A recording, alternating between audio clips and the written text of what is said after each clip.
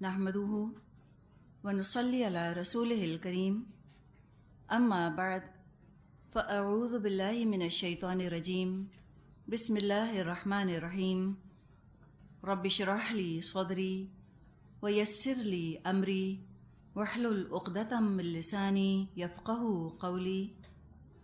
سورۃ الاحقاف مکی صورت ہے، 4 رکوع ہیں اور 35 آیات ہیں۔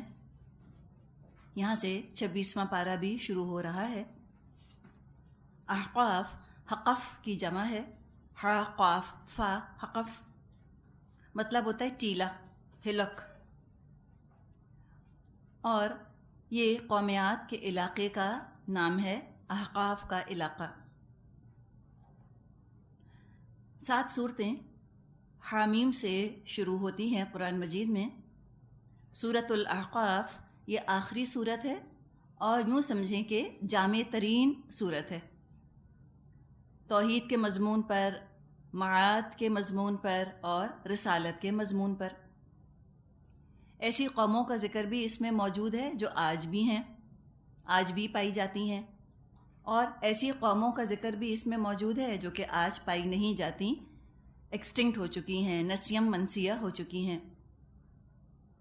زمانہ نزول 10 یا 11 نبوی کا شروع کا دور بتایا جاتا ہے، اور یہ آپ کی زندگی کا سخت ترین دور تھا۔ 3 سال سے قریش کے تمام قبیلوں نے مل کر بنی ہاشم کو اور مسلمانوں کو شعب ابی طالب میں بند کر دیا تھا۔ گھاس اور پتے کھانے کی نوبت آ گئی تھی۔ جب وہ محاصرہ ختم ہوا، بائیکاٹ یا سیج ختم ہوئی، ابو طالب کا انتقال ہو گیا، اور یہ ابو طالب گو کہ ایمان نہ لائے تھے، لیکن بہرحال 10 سال سے آپ صلی اللہ علیہ وسلم کے لیے ڈھال بنے ہوئے تھے۔ اس حادثے کو، اس سانحے کو بمشکل 1 مہینہ گزرا تھا کہ خدیجہ رضی اللہ عنہا انتقال فرما گئیں۔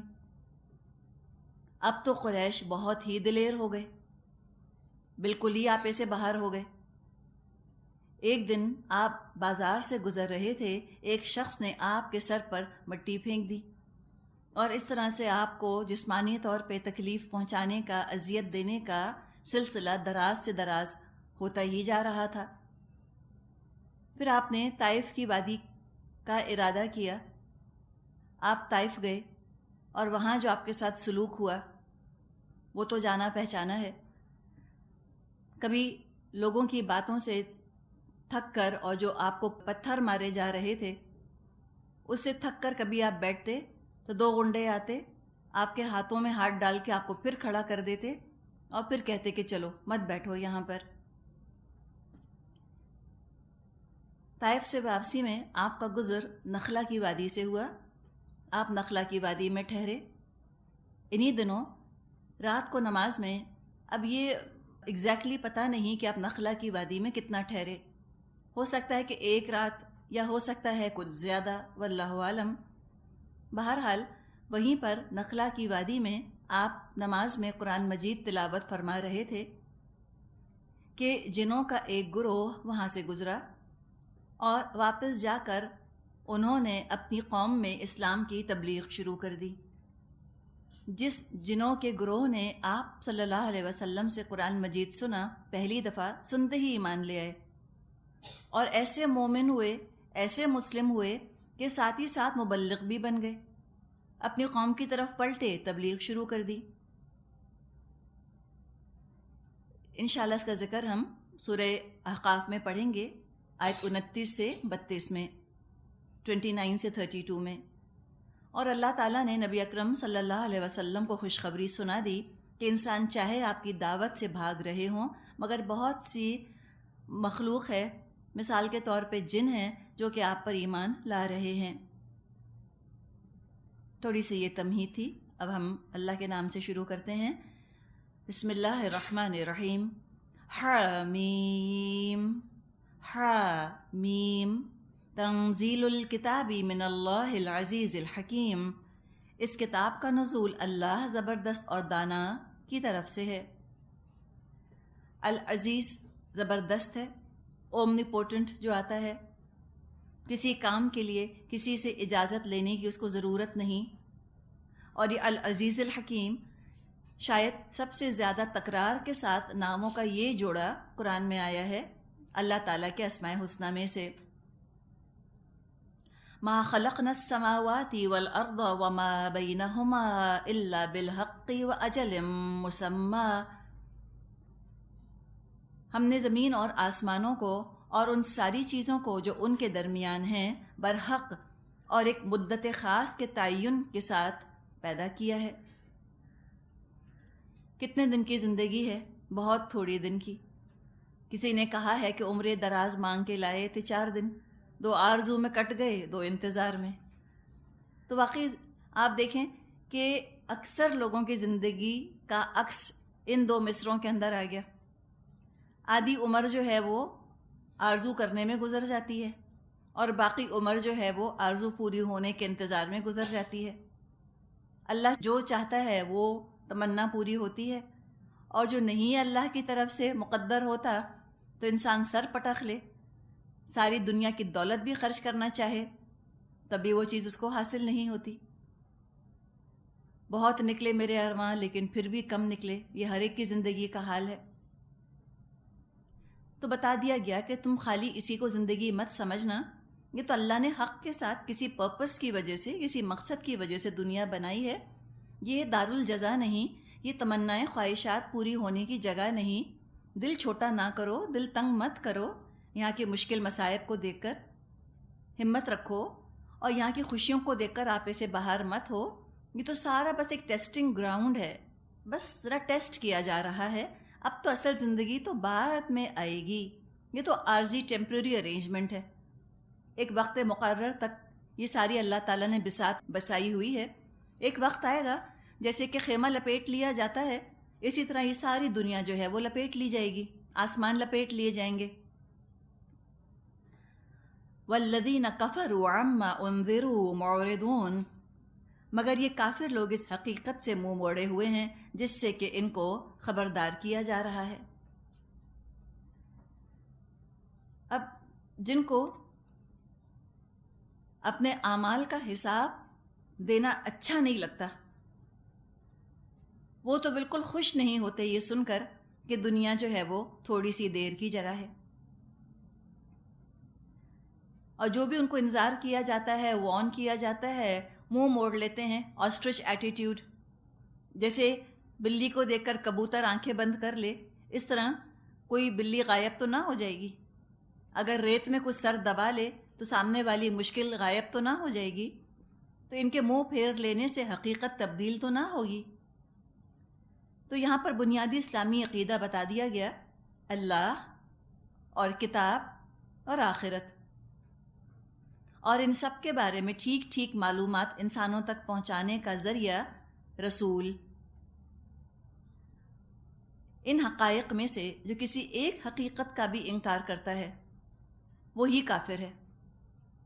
کتاب میں سے، آخرت کے عقیدے میں سے، یا اللہ یا رسول، ان میں سے ایک کو بھی کوئی نہیں مانتا، اس کا مطلب ہے سب کو نہیں مانتا۔ ایک ڈومینو ایفیکٹ ہوتا ہے ایک کو نہ ماننے کا، باقی سب بے معنی ہو کے رہ جاتے ہیں۔ اب اس آخرت کے عقیدے کو ماننے یا نہ ماننے سے انسان کے عمل میں زمین آسمان کا فرق ہو جاتا ہے۔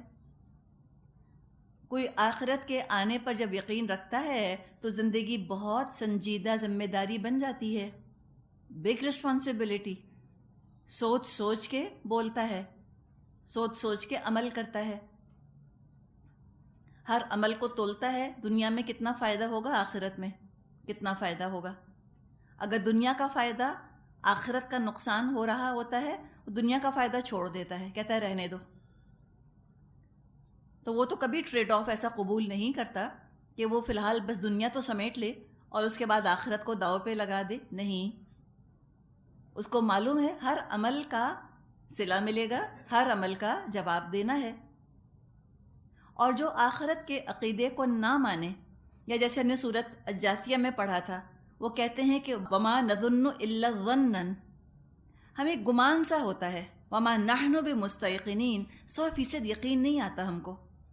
تو جو لوگ اس گو مگوں کی کیفیت میں رہتے ہیں، اس شک کی کیفیت میں رہتے ہیں، یا جو انکار ہی کر دیتے ہیں آخرت کا، ریجیکٹ کر دیتے ہیں اس عقیدے کا، تو اب ان کے نقطہ نظر سے، ان کے پوائنٹ آف ویو سے دنیا ایک پکنک اسپاٹ ہے، fun and frolic, eat drink be merry, مزے کرو، یو اونلی لیو ونس، ایک ہی زندگی تو ملتی ہے، you are only young once, ایک ہی دفعہ تو آپ ینگ ہوتے ہیں، اور چھوٹی چھوٹی چیزوں کے لیے وہ سودا کرتے چلے جاتے ہیں بعض دفعہ دین کا، اور بعض دفعہ اتنی حقیر چیز کے لیے سودا کرتے ہیں کہ سن کے انسان حیران ہو کہ کیا واقعی یہ بھی کوئی ایسی چیز تھی جس کے لیے دین بیچا جائے؟ لیکن وہ کیا ہوتا ہے؟ دین کو مؤخر کرنا، کہ فی الحال موقع نہیں ہے، اگر ابھی اس وقت ہم نے دین پر عمل کر لیا تو دنیا کا یہ نقصان ہو جائے گا، پہلے یہ دنیا کا فائدہ ہاتھ آ جائے تو آگے جا کے دین پر عمل بھی کر لیں گے، زندگی پڑی ہے ابھی تو ہماری۔ اللہ تعالیٰ سب جانتا ہے، اللہ تعالیٰ ہر چیز سے واقف ہے۔ جو لوگ اس طرح دین کا تماشا بناتے ہیں، اللہ تعالیٰ ہو سکتا ہے کہ ان کو پھر ہدایت بھی نہ دے کہ ٹھیک ہے تم اسی طرح ایک کے بعد اپنے ٹارگٹس مقرر کرتے رہو، دنیا سمیٹتے رہو۔ تو دنیا میں بے فکری سے جیتے ہیں آخرت کا انکار کر کے، اور یہ بے فکری، یہ بے نیازی ان کو جہنم میں پہنچا دیتی ہے۔ اسی طرح وہ اپنے عقائد کے بارے میں بھی بڑے فلیکسیبل ہوتے ہیں، اللہ کے بارے میں جو عقیدہ اختیار کر لو کوئی فرق نہیں پڑتا۔ سیدھی سی بات ہے، ایک اسٹوڈنٹ ہے جس کو امتحان دینا ہے، اس کو تو سلیبس کی فکر ہوگی نا، کیسے پیپر آئے گا، کیا سوالات ہوں گے، کیا مجھ کو جواب لکھنا ہوگا، وہ فکر کرے گا۔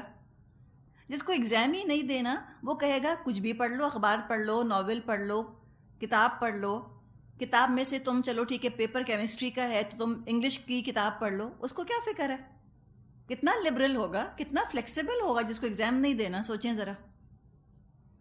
تو یہ لبرل کا جو لیبل ہے بڑا خطرناک، سننے میں تو بڑا ہی پیارا۔ دین کے بارے میں لبرل ہونا تو سب کو بڑا اچھا لگتا ہے، اکثر لوگوں کو، اور ہمارے بچے اپنے ایگزام کے بارے میں لبرل ہونے لگ جائیں تو ہم تو بہت ہی پریشان ہوں۔ وہ کہیں کہ نہیں آئی ایم اے لبرل، میں اتنا نیرو مائنڈڈ ریجڈ نہیں ہوں کہ بس کورس کی کتابیں پڑھوں، ناول پڑھ رہے ہیں بیٹھے ہوئے، ٹیلی ویژن دیکھ رہے ہیں اپنے لبرلزم کے اظہار کے طور پہ، کہ اور کہیں گے اماں کو کہ آپ کتنی نیرو مائنڈڈ ہیں کہ آپ مجھے ریجڈ ہو کر بس کہتی ہیں کہ بس صرف کورس کی کتاب پڑھو، میتھ کا امتحان ہے صرف میتھ پڑھو، ہاؤ ریجڈ یو آر۔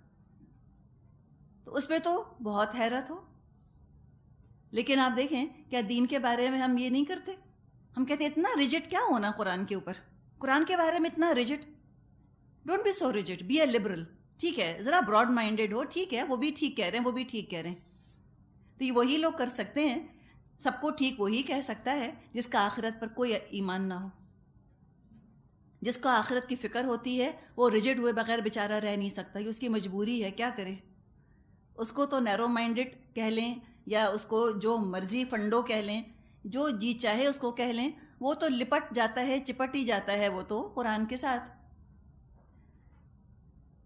لیکن جن کو یقین نہیں آخرت پر، وہ تو پھر اپنی خواہشات کے پیچھے چل پڑتے ہیں، ان کی شریعت ان کی خواہش ہوتی ہے، اور جب ان کے انجام سے خبردار کرنے کے لیے رسول آتے ہیں تو بجائے کہ شکر گزار ہوں رسولوں کے، الٹے دشمن ہو جاتے ہیں کہ تم نے بتایا کیوں ہم کو کہ حساب کتاب ہوگا، تم نے کہا کیوں؟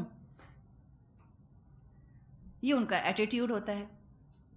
فرمایا قل ارأیتم ما تدعون من دون اللہ ارونی ماذا خلقوا من الارض ام لهم شرک فی السماوات۔ اے نبی صلی اللہ علیہ وسلم ان سے کہو کبھی تم نے آنکھیں کھول کر دیکھا بھی کہ وہ ہستیاں ہیں کیا جنہیں تم اللہ کو چھوڑ کر پکارتے ہو؟ ذرا مجھ کو دکھاؤ تو صحیح، زمین میں انہوں نے کیا کیا پیدا کیا ہے، یا آسمانوں کی تخلیق اور تدبیر میں ان کا کیا حصہ ہے؟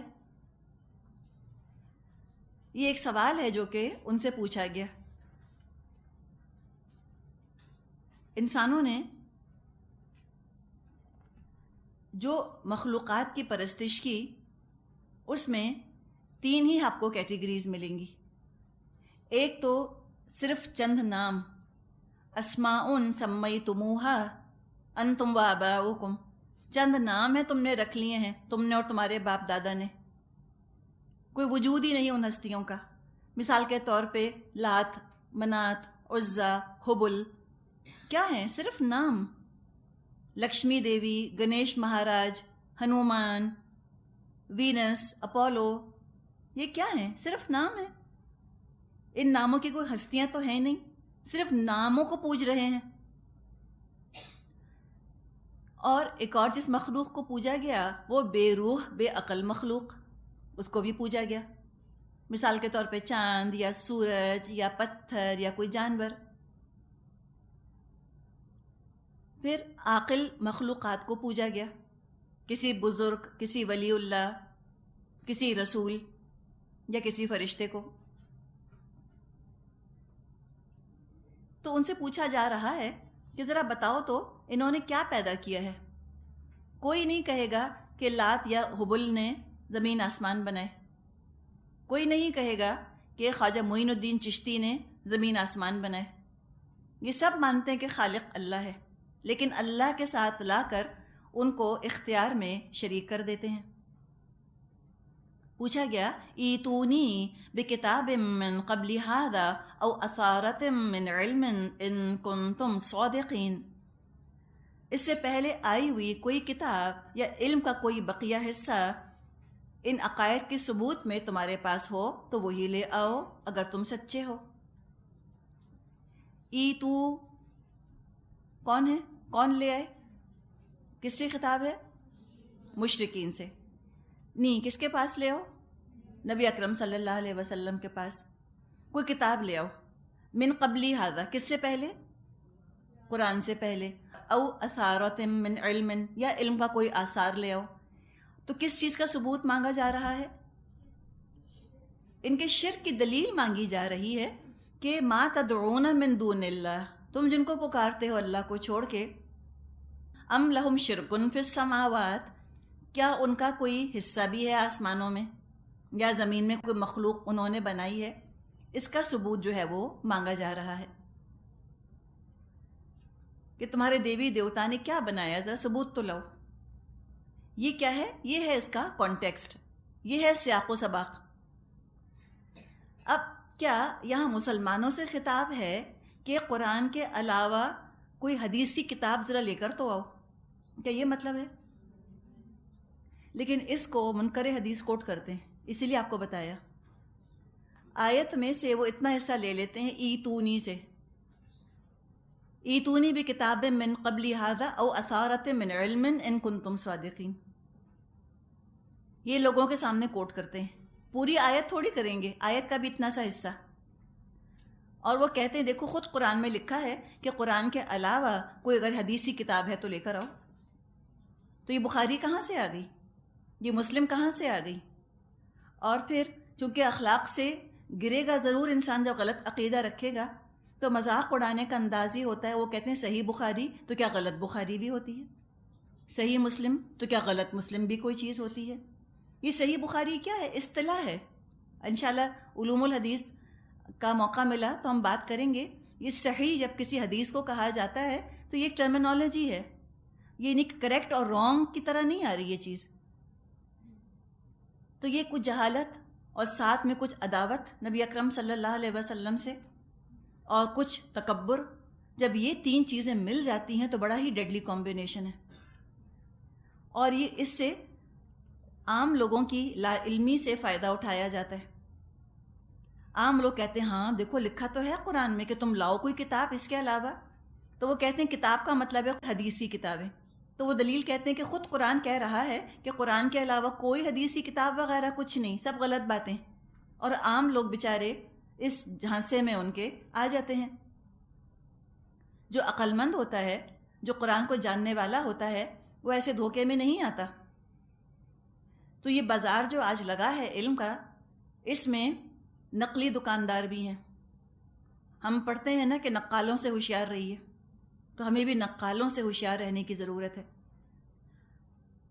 آپ نے دیکھا ہوگا کہ جو خواتین بہت بازار جاتی ہیں، خریداری میں بڑی ماہر ہوتی ہیں، آپ کو اناڑی اگر جائے تو وہ ان کو ساتھ لے کر جاتا ہے کہ پلیز آپ میرے ساتھ چلیے، ورنہ کسی اناڑی کو جو بازار زیادہ نہیں جاتا، دکاندار تو کچھ بھی دھوکہ دے دے، کسی بھی کپڑے پہ وہ نام لگا دے سوئس آئل کا، چاہے وہ بالکل ہی بیچارہ سنتھیٹک قسم کا کپڑا ہو جس میں کہ سخت آپ کو گرمی لگے، کہتے ہیں باجی یہ تو پیور آئل ہے، سوئس آئل ہے. اور باجی بیچاری ایسی اناڑی وہ گھر لے کر آ گئی. سب برا بھلا کہتے ہیں جب گھر لاتے ہیں کپڑے، تو یہ کیا لے کر آ گئی تم، اتنا مہنگا خریدا، بے وقوف بنایا.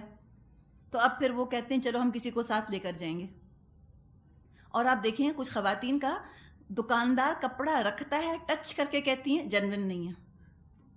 ہر کرنکل جو ہے وہ فرینچ شفون نہیں ہوتی. کچھ ایسے ہوتے ہیں سیدھے، ان کو تو جو کرنکل جیسی جارجٹ ہے کہتے ہیں ہاں ہوگی، کہہ رہا ہے تو فرینچ شفون ہوگی نا. وہ کہتے ہیں نہیں یہ پاکستانی کپڑا ہے، یہ مکس ہے. ہاتھ لگا کر بتا دیتے یہ پیور سلک نہیں ہے، اس میں ملاوٹ ہے. کیسے پتہ چلا ان کو؟ اس لیے کہ وہ اس بازار میں آتے جاتے رہتے ہیں، یہ ان کا ایکسپوجر زیادہ رہتا ہے. ہاں ایسی ان کی انسٹنکٹ ڈیولپ ہو جاتی ہے نا، پریکٹس ہو جاتی ہے چیز کی. تو بالکل یہی معاملہ ہے دین کا بھی. بیچارے ایمیچرز جو ہیں جب وہ نکلتے ہیں اس علم کے بازار میں، تو کتنے ہی لوگ جو یہ دکانیں سجائے بیٹھے ہیں، جو دینداری کے نام پہ دکانداری کر رہے ہیں، وہ اس طرح دھوکے دیتے ہیں لوگوں کو. اور بعض دفعہ لوگ ان کے دھوکے میں آ جاتے ہیں علم نہ ہونے کی وجہ سے، پریکٹس نہ ہونے کی وجہ سے. قرآن کے ساتھ فیملیرٹی نہیں ہے، ابھی جان پہچان نہیں ہے زیادہ. تو شروع میں تو ہو سکتا ہے کوئی دھوکہ کھا جائے، لیکن مسلسل کوئی دھوکہ کھا نہیں سکتا. لوگوں کو بھی عقل آ جاتی ہے، لوگ ان کو چھوڑ دیتے ہیں پھر ایسے نقلی لوگوں کو. جیسے کہ میڈ ان جاپان ہوتا ہے اور ایک میڈ ایز جاپان ہوتا ہے، اسی طرح ایک میڈ ان اسلام ہوتا ہے، ایک میڈ ایز اسلام ہوتا ہے. تو یہ میڈ ایز اسلام والوں سے بہت بچ کے رہنے کی ضرورت ہے. ایک آدھ دفعہ دھوکہ کوئی کھا بھی لیتا ہے، دوبارہ پلٹ کے نہیں جاتا. وجہ کیا ہوتی ہے؟ نیت خالص ہوتی ہے نا. وہ خود خالص چیز کی تلاش میں ہوتا ہے، اللہ تعالیٰ بھی اس کو ہدایت دے دیتا ہے، راستہ دکھا دیتا ہے، اس کو چھوڑ دو یہاں چلے جاؤ. لیکن جس کو خود ہی دھوکہ پسند ہے، جو خود ہی دھوکہ کھانے کی تلاش ہی میں نکلا ہے گھر سے، وہ دھوکہ کھائے چلا جاتا ہے. وہ ایسے لوگوں کی باتوں میں آ جاتا ہے، ان کے جھانسوں میں آ جاتا ہے. تو یہ چیز آپ سمجھ جائیے کہ کوئی آپ کو اگر اس طرح اس آیت کو کوٹ کر کر سنائے اور حدیث کے خلاف دلیل لے کر آئے، تو آپ کو پتہ ہونا چاہیے کہ سورہ احقاف آیت نمبر 4 میں حدیث اور قرآن کی بات نہیں کی جا رہی، نہ مسلمانوں سے خطاب ہے، بلکہ یہاں تو بات کی جا رہی ہے مشرکوں سے کہ تم اپنے شرک کی دلیل میں کوئی چیز لے کر آؤ. آگے فرمایا وَمَنْ أَضَلُّ مِمَّنْ يَدْعُو مِنْ دُونِ اللَّهِ مَنْ لَا يَسْتَجِيبُ لَهُ إِلَى يَوْمِ الْقِيَامَةِ وَهُمْ عَنْ دُعَائِهِمْ غَافِلُونَ. آخر اس شخص سے زیادہ بہکا ہوا انسان اور کون ہوگا جو اللہ کو چھوڑ کر ان کو پکارے، جو قیامت تک اس کو جواب نہیں دے سکتے، بلکہ اس سے بھی بے خبر ہیں کہ پکارنے والے ان کو پکار رہے ہیں. وَإِذَا حُشِرَ النَّاسُ كَانُوا لَهُمْ أَعْدَاءً وَكَانُوا بِعِبَادَتِهِمْ كَافِرِينَ.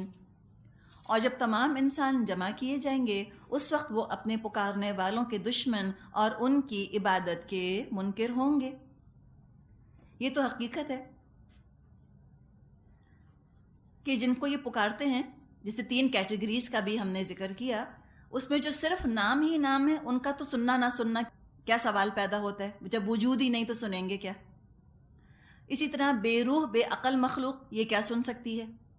چاند سورج یا پتھر یا جانور، گائے کیا دعائیں پوری کرے گی کسی کی؟ سورج کیا دعائیں پوری کرے گا کسی کی؟ ان کو پکارنا بیکار ہے، ان کے کان ہی نہیں، وہ کیا سنیں گے؟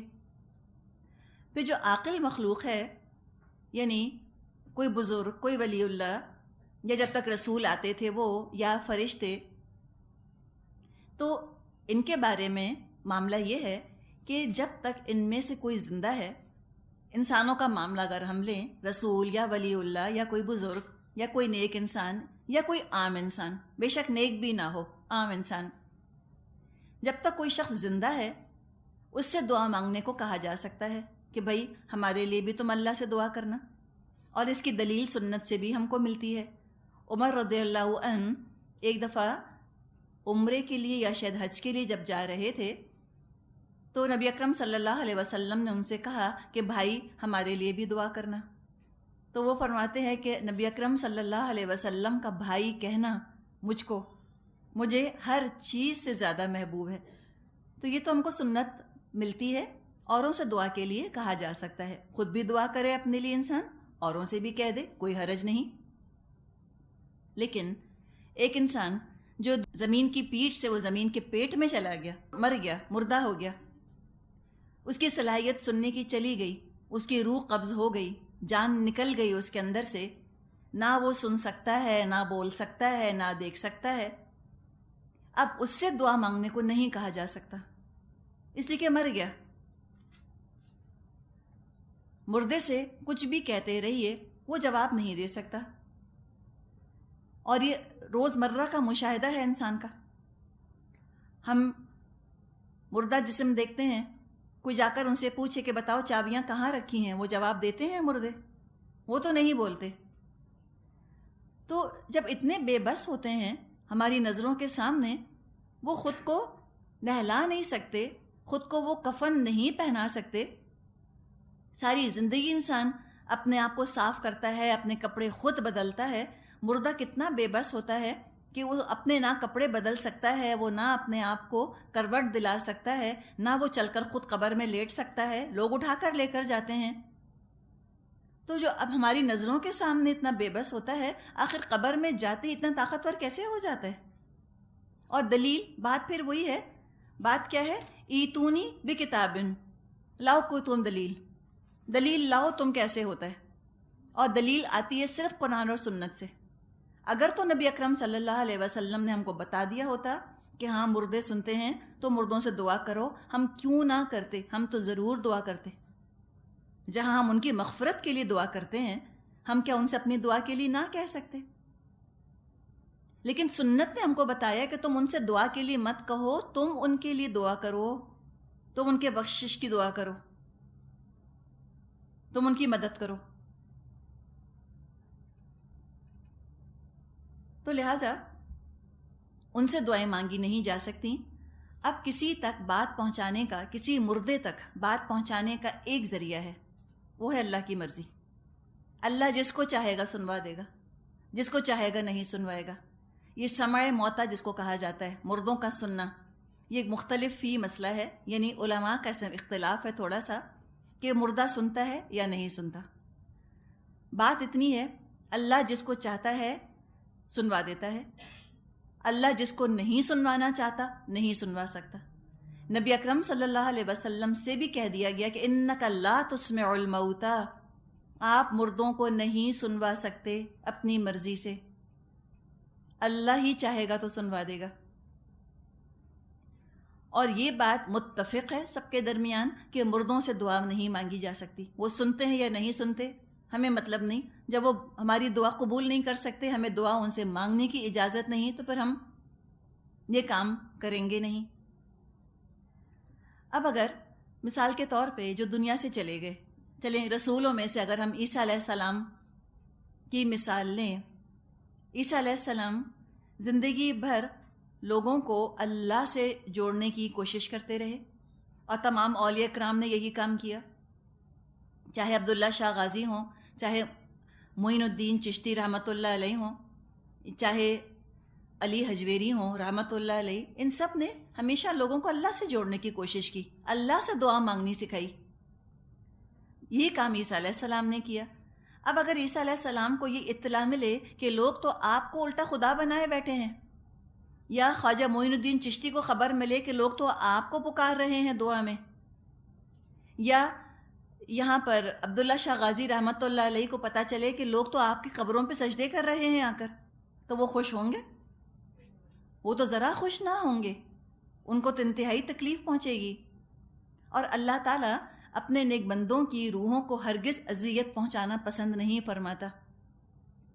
جو ان کا مقام اگر ہے, جو کہ ہم سمجھتے ہیں ان تمام اولیاء اللہ کا, اگر وہ مقام ان کو مل گیا, وہ تو جنت کی نعمتوں کے اندر ہیں, اپنے اپنی قبروں میں, برزخ کی زندگی میں جنت کی نعمتوں میں ہیں. وہاں تو کوئی دکھ اور کوئی غم والی بات ان تک نہ پہنچے گی. اور عیسیٰ علیہ السلام تو ہیں ہی اللہ کی رحمت میں. تو ان تک تو یہ باتیں اللہ نہ پہنچانا چاہے گا جس سے کہ ان کو تکلیف اور اذیت پہنچے۔ پھر جن اور فرشتوں کا جہاں تک تعلق ہے، فرشتے تو صاف انکار کر دیں گے قیامت کے دن کہ یہ ہم سے دعائیں نہیں مانگتے تھے، یہ تو جنوں کو پکارا کرتے تھے۔ اور جنوں میں سے کون سب سے بڑا جو جنوں میں ایک نمایاں ہستی ہے، وہ شیطان۔